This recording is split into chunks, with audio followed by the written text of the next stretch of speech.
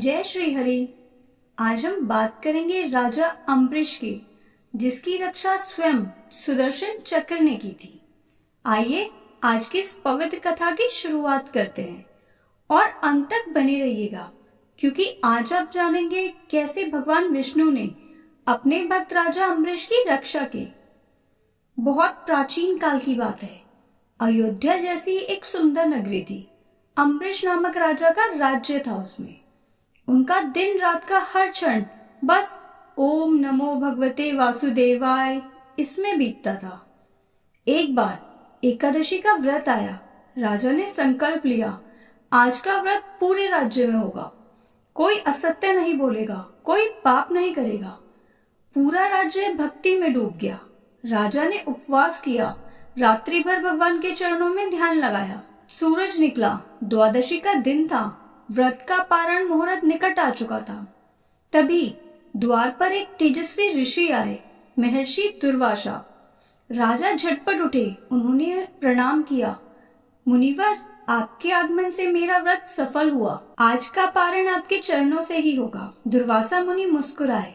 राजन, पहले मैं स्नान कराऊं, फिर भोजन करूंगा। राजा ने सिर झुका दिया, जैसी आज्ञा। समय बीतने लगा। मुनि स्नान को गए पर लौटे नहीं। कुछ मिनट कई घंटे बन गए। राजा के सामने दुविधा थी। यदि पारण का मुहूर्त निकल गया तो व्रत भंग हो जाएगा, और यदि बिना मुनि के पारण किया तो अतिथि का अपमान होगा। राजा ने पुरोहितों से पूछा। सभी ने कहा, राजन, तुलसी दल सहित एक बूंद जल पी लीजिए, इससे व्रत भी रहेगा और धर्म भी अटल रहेगा। राजा ने वही किया। भगवान को तुलसी अर्पित की और एक बूंद जल ग्रहण किया। फिर तभी द्वार पर गर्जना हुई। दुर्वासा मुनि लौटे थे। उन्होंने देखा राजा पारण कर चुके हैं। उनका चेहरा अग्नि सा लाल हो गया। अम्बरीश, तूने मेरे बिना पारण किया, अतिथि का ये अपमान तुझे भारी पड़ेगा। इतना कहकर मुनि ने अपना जटाजूट से एक अग्नि रूपी राक्षस उत्पन्न किया। वे गरजता हुआ राजा पर झपटा। राजा स्थिर खड़े रहे, न भय न क्रोध, केवल नेत्र बंद कर बोले, प्रभु, यदि मेरी भक्ति सच्ची है तो कृपया करके रक्षा कीजिए। और उसी क्षण आकाश से सुदर्शन चक्र प्रकट हुआ। उसकी चमक से पूरा राजमहल कांप उठा। राक्षस पल भर में भस्म हो गया। पर सुदर्शन चक्र यही नहीं रुका, वह दुर्वासा मुनि की ओर बढ़ा। मुनि भय से कांप उठे और प्राण बचाने के लिए भागने लगे।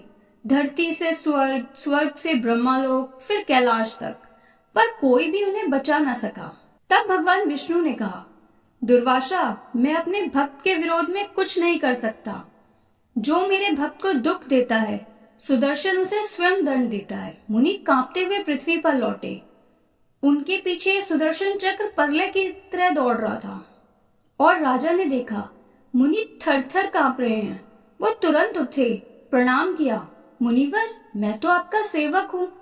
यदि मुझसे कोई भूल हुई हो तो कृपया क्षमा करें। फिर उन्होंने भगवान से प्रार्थना की, हे श्री हरि, यदि मेरी भक्ति सच्ची है तो कृपया कर शांत हो जाइए।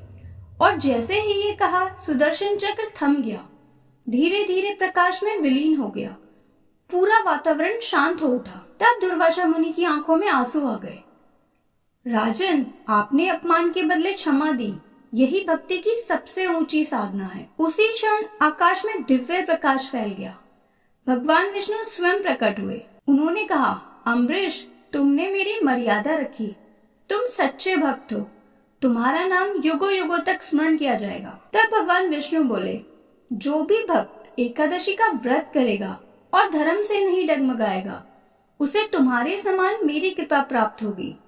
राजा झुककर बोले, प्रभु, मेरे राज्य में धर्म सदा फलता रहे, बस यही वरदान दीजिए। तब भगवान विष्णु मुस्कुराए और अंतर्ध्यान हो गए।